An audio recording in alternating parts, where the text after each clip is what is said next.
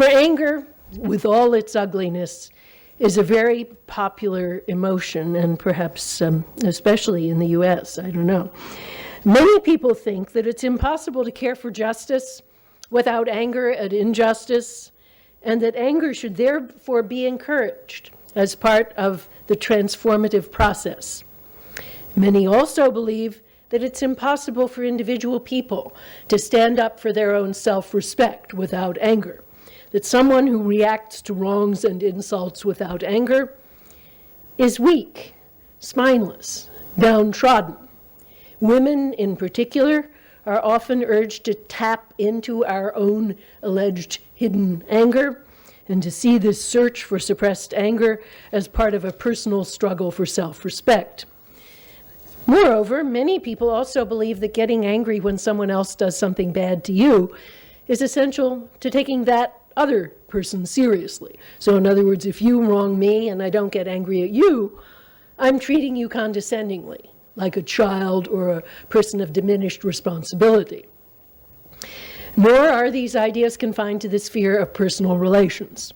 The most popular position in the sphere of criminal justice today, at least in the US, but I think not only, is retributivism. That is the view that the law ought to punish aggressors in a manner that embodies the spirit of justified anger. And it is also very widely believed that successful challenges against great injustice need the spirit of anger to make progress. So anger's at the heart of revolutionary transformation.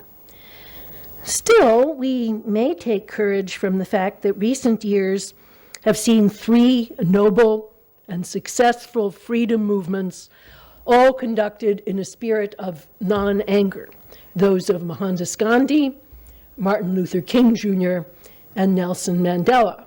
Surely, people who stood up for their own dignity and that of others, and who did not acquiesce in injustice.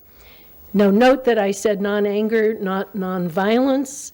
Gandhi also espoused total non-violence. King granted that violence in self-defense was permissible and said he was not a total pacifist, but he urged non-violence for strategic reasons in his movement. Mandela, of course, turned from non-violence to violence for his own strategic reasons when non-violence apparently failed. But he never wavered in his commitment to non-anger, and I'll come back to that point later. So now I'm going to argue that a close philosophical analysis of the emotion of anger can help us to support these philosophies of non-anger, showing why anger is fatally flawed from a normative viewpoint, sometimes incoherent, and sometimes coherent but based on bad values. In neither case is it of very much value in life and in the law. So I'll first present my general view, and then I'll show its relevance to thinking about revolutionary justice. So let me begin with Aristotle's definition of anger, which is followed by pretty much all the Western philosophers who write about it in the tradition, and also corresponds quite closely to definitions given in Indian philosophy. I confess my ignorance of Chinese philosophy and hope to learn more on that. But anyway, here's Aristotle's definition. So Aristotle says that anger is a response to a significant damage to something or someone that one cares about, and a damage that the angry person believes to have been wrongfully inflicted. And then he adds that although the anger itself is painful, it also contains within itself a pleasant hope for payback or retribution, we can call it. So we have significant damage pertaining to one's own values or circle of cares, and wrongfulness.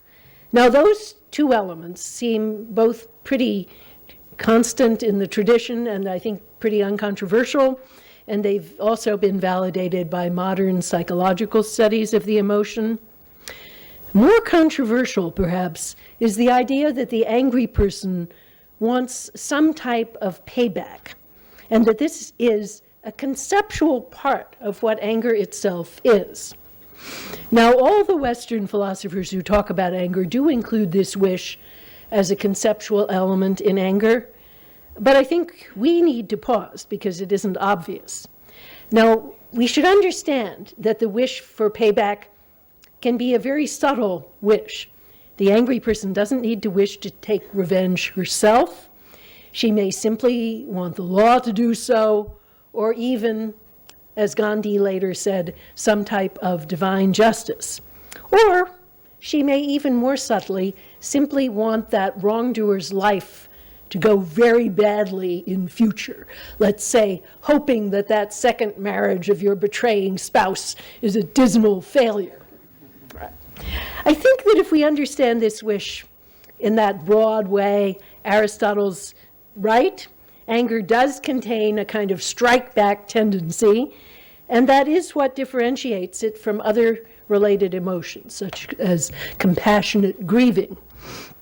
Contemporary psychologists who study anger empirically agree in seeing this double movement in the emotion from pain inflicted to hope for payback.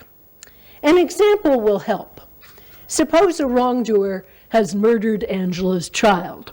She does, of course, feel enormous grief and loss. But suppose she's angry at the murderer, as of course she's almost certain to be. What's that emotion about?